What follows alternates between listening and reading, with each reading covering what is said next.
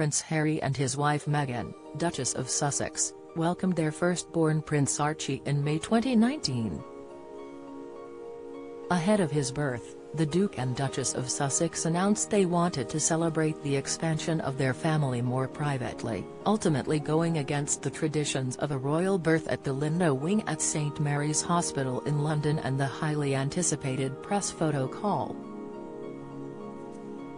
However, this divergence from custom led to confusion, both inside and outside of the royal household.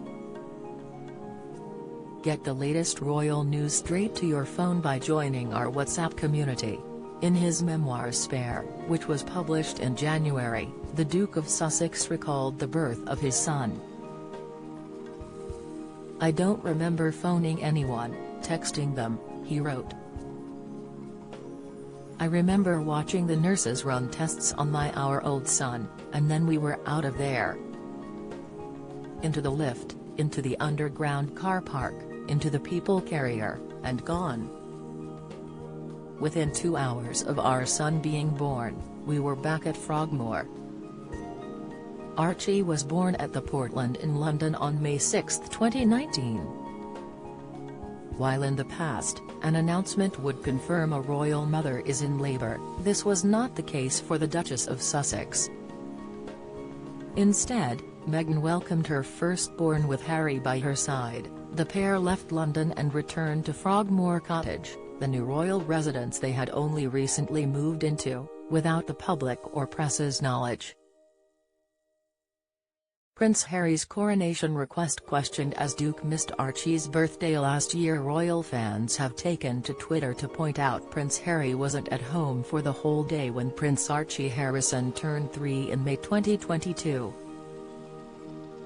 This comes after it was claimed the Duke and Duchess of Sussex have asked for the 4th birthday of their son, which falls on the day of King Charles' coronation, to be acknowledged in some way before they decide whether to attend the historic event. And when an announcement was finally made, Harry was left bewildered. "The sun had risen and we were behind closed doors before the official announcement was released," he wrote, saying Meg had gone into labor. "I had a tiff with Sarah about that. You know she's not in labor anymore, I said."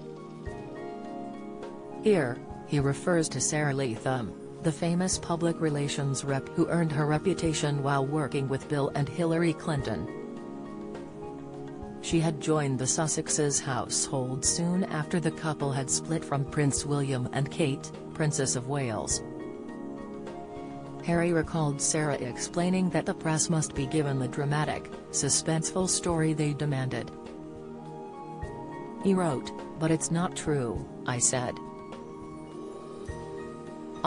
Truth didn't matter. Keeping people tuned to the show, that was the thing.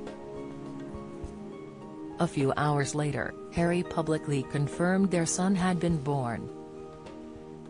Standing outside the stables at Windsor, he said both mother and baby were healthy. Days later, he and Meghan announced the name to the world and appeared at Windsor Castle for a photo call. At the time, it was reported that the Sussexes had shunned the typical royal birth tradition of posing on the steps outside the Lindo Wing, where both Princess Diana and Princess Kate had welcomed their children. Don't miss. Harry impulsively decided to get Meghan back to her comfort zone. Latest, inside King Charles and Meghan Markle's irreparable relationship, insight, poll, do you support Prince Harry attending coronation alone? Poll, however, in March 2021, during their explosive interview with Oprah Winfrey, Meghan alleged the deviation from custom was actually because the royal family did not want to give Archie the title of prince, thus the traditional photo call was not a procedure they had access to. That's also part of the spin that was really damaging. I thought, can you just tell them the truth? Can you say to the world you're not giving him a title, and we want to keep him safe, and that if he's not a prince then it's not part of the tradition? She said. Just tell people and then they'll understand. But they wouldn't do that. Harry and Meghan's seeming snub of tradition did indeed rattle the press, according to royal author Penny Junor, who recalled the event during the recent Channel 5 documentary, Harry and Meghan, What Next? She explained, they were members of the royal family and they had accepted £2.4 million to renovate their house in Windsor. I think the public felt that they had a right to get excited about the birth, to maybe wait outside the hospital, wait for a glimpse of mother and baby and father to come out. When the public was denied that really rattled the press. They didn't like it. Although Archie's birth came months before the Sussexes' exit from royal life, the momentous occasion has, in hindsight, been pointed out as an event that signaled things to come. Tom Quinn, whose recent book gilded youth hit shelves in February, said, "It was very much Harry and Meghan not just wanting to do their own thing, but wanting to say, we're signaling a change, things are not going to be the same anymore, we're an independent unit and we're not going to be told what to do by the rest of the royal family." As it is known now, the Duke and Duchess proved themselves to be an entirely independent unit, climactically stepping down from their royal roles and moving overseas. And as a result of their exit, Sarah Latham lost her job within the Duke and Duchess of Sussex's household.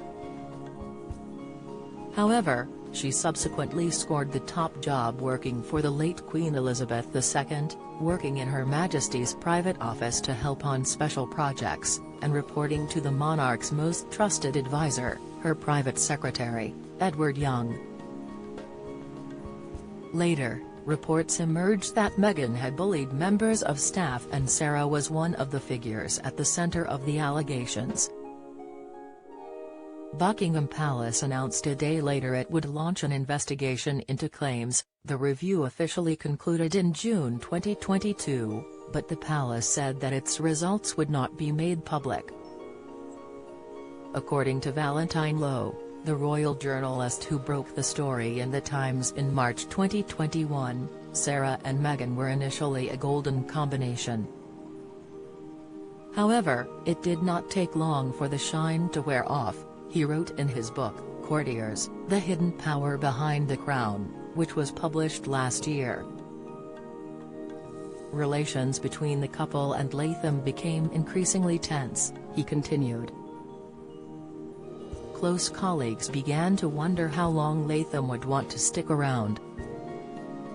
At the back of their minds was the feeling that anyone leaving the Sussex team would be best advised to think of a good excuse.